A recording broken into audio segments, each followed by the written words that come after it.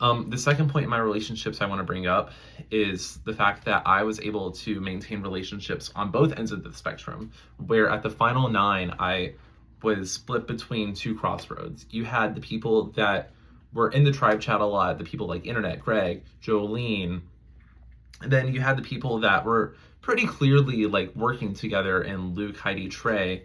And then you had myself, Heidi, or not Heidi, myself, Abigail, and Styx. Styx was already more so aligned with the Jolene side of things, where Abigail and I were more in the middle.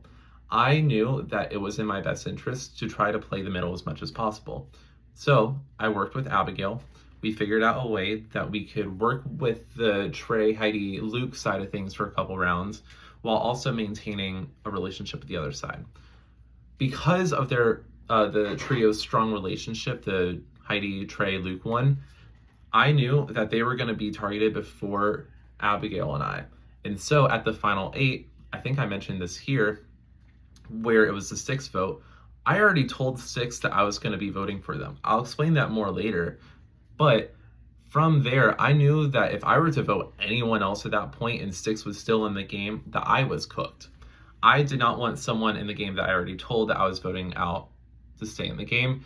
And so after hearing a bunch of different ideas from the likes of Internet mainly about potentially blindsiding Heidi, I knew that this was the perfect time to amplify my position in the middle.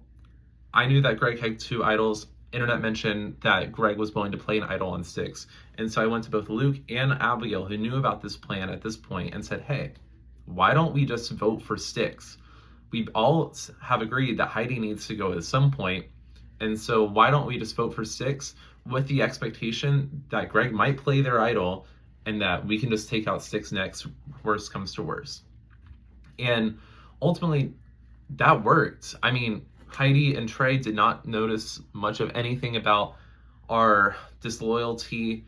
Styx went out, and sure, Greg kept their idol, and Internet was a little bit upset with us, but they also understand that this is a relationships game, and if we did not vote, or if Styx, oh my god, if Styx stayed in the game and then Trey's mad at us, that is bad for our game. And to kind of seal the deal on that again, I think I mentioned it here as well. I downplayed the fact that I was going to be voting for Styx this round to both Internet and to Greg, because I knew that if I were to show that I'm not willing to vote for Styx, that Greg would then idol Styx. And that might have not been the main reason why. For all I know, I'm not in Greg's head, so I'm not going to even try to make an argument for that. But with the information that I was given, I knew that if I wanted to give myself the best shot, I would have to convince both Internet and Greg that I was with them 10,000%.